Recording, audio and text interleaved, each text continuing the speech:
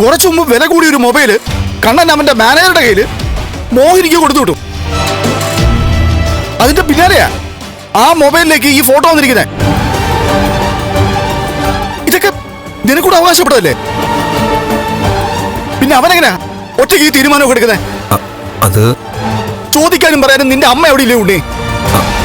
അത് പിന്നെ ചേട്ടന് വയ്യാത്തോണ്ടേ ആരും അങ്ങനെ ചേട്ടൻ എന്ത് ചെയ്താലും അതിനൊന്നും എതിർക്കാറില്ല. ഓ അത് ശരി. അപ്പോ അവിടുത്തെ തറവാട് സ്വത്തുക്കളൊക്കെ വിറ്റ് കളഞ്ഞിരുന്നാലും ആരും ഒന്നും ചോദിക്കത്തില്ല അല്ലേ? ഇങ്ങോട്ട് വന്ന്. അതെ ഉണ്ണിമോനെ, ഇന്നലെ വരെ പോയ പോലെ ഇനി കാര്യങ്ങൾ മുന്നോട്ട് കൊണ്ടുപോകാൻ പറ്റത്തില്ല. കണ്ണനെ നീ വിലക്കണം. നിന്നോട് ചോദിക്കാതെ ഒരു തരി സ്വർണവോ പണവോ കമ്പനിയിൽ നിന്ന് എടുക്കാൻ പറ്റത്തില്ലെന്ന് നീ തറപ്പിച്ച് പറയണം മോനെ. ഒരു വീടാകുമ്പോ അവിടുത്തെ സമ്പത്തല്ല മക്കൾക്ക് തുല്യ അവകാശ. അത് മോൻ മറക്കരുത് കേട്ടോ. ശരി മുത്തശ്ശി, ഞാൻ എന്താന്ന് വെച്ചാ വേണ്ടത് ചെയ്തോളാം. പ്രതാപൻ പറഞ്ഞ കേട്ടല്ലോ, ഇവിടത്തെ തമ്പുരാട്ടി ഞങ്ങളുടെ കരുണമോളായിരുന്നു. അതങ്ങനെ തന്നെ നിലനിൽക്കണം. മറ്റവള് അവളുടെ ദാസിയായാ മതി, അവിടുന്ന് മേലോട്ട് പോവണ്ട. ശരി മോനെ.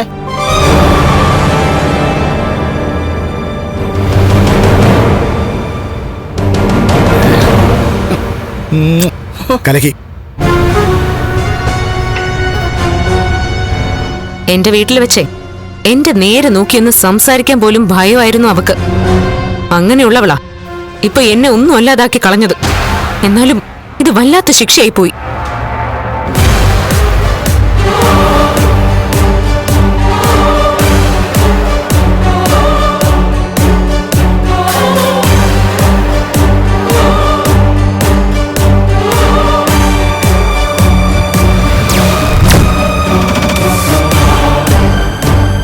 നമ്മുടെ മനസ്സിന് ഇഷ്ടമല്ലാത്തതുകൊണ്ടാ അവർക്ക് സൗന്ദര്യമില്ലെന്നൊക്കെ നമുക്ക് തോന്നുന്നു. പക്ഷെ കല്യാണത്തിന് വന്ന് എല്ലാരും പറഞ്ഞു കരുണയിടത്തേക്കാളും കാണാൻ ഭംഗിയുണ്ട് അവൾക്കെന്ന്. പക്ഷെ അവളുടെ മനസ്സിന് ഭംഗിയില്ലല്ലോ മോളെ. എന്തായാലും ശരി, അത്രയും സൗന്ദര്യമുള്ള ഒരുത്തിയെ കണ്ണേട്ടന് ഈ ജന്മം കിട്ടാൻ പോകുന്നില്ല. അത് കണ്ണേട്ടനും അറിയാം. അതുകൊണ്ട് കൈവിട്ട് പോകാതിരിക്കാൻ ഇതുപോലുള്ള സമ്മാനങ്ങള് ഇനിയും കണ്ണേട്ടൻ അവൾക്ക് കൊടുത്തുന്നിരിക്കും. അമ്മേ, കരുണയുടെ വീട്ടുകാർ എന്നെ കുറ്റപ്പെടുത്തുക. എന്നെ ഒരു കഴിവ് കെട്ടവനായിട്ടാ ഇപ്പൊ അവരെല്ലാം കാണുന്നേ. എടാ, നീ ഒരു കാര്യം ചെയ്യ്, ജ്വല്ലറിയിൽ പോയിട്ട് നിനക്ക് ഇഷ്ടപ്പെട്ടൊരു മാലയും എടുത്തോണ്ട് വാ. അത് കണ്ണേട്ടൻ അറിയാതെ എടുത്തോണ്ട് വരാൻ പറ്റുമോ? എടാ, അവന്റെ അനിയനല്ലേ നീ. സകല സ്ഥാപനങ്ങളും നീയും കൂടെ അല്ലേ നോക്കുന്നത്. നോട്ടല്ലേ ഉള്ളൂ, അല്ലാതെ അധികാരമൊന്നും ഇല്ലല്ലോ. അധികാരമില്ലെങ്കിലും ഇവിടെ കരുണയിടത്തിന് മുമ്പിൽ മാന്യമായ സ്ഥാനം കിട്ടണമെങ്കിൽ അമ്മ പറഞ്ഞത് ചെയ്തേ പറ്റൂ. ഏട്ടനൊരു പോരായ്മ ഉള്ളതുകൊണ്ട് എന്റെ ഭാര്യയുടെ മുന്നിൽ ഞാൻ കൊച്ചാവട്ടെന്ന് കരുതി തന്നെയാ ഇതൊക്കെ ചെയ്യുന്നത്. എടാ, അതാ പറഞ്ഞത്, ആലോചിച്ച് നിൽക്കാതെ നീ സ്വർണ്ണക്കടയിലേക്ക് ചെല്ല്.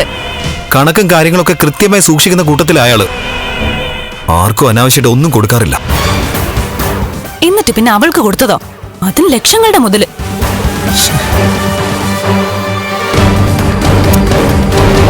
എടാ, പെങ്ങളായ ഇവൾക്ക് പോലും ഇതുപോലുള്ള വില പിടിച്ച സമ്മാനങ്ങളൊന്നും അവൻ കൊടുത്തിട്ടില്ല. നീ ധൈര്യമായിട്ട് ചെല്ല്. ചെന്ന് നിനക്ക് ഇഷ്ടപ്പെട്ട ഒരു നെക്ലസ് ഇങ്ങ് എടുത്തോണ്ട് പോര്. ബാക്കിയൊക്കെ നമുക്ക് പിന്നീട് നോക്കടാ.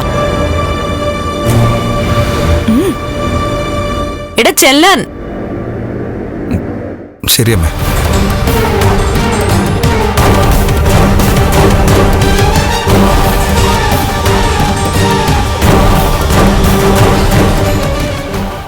ഫ്ലവേഴ്സ് സ്മാർട്ട് ഷോ ശനി ഞായർ ദിവസങ്ങളിൽ രാത്രി 9:30 ഫ്ലവേഴ്സിൽ.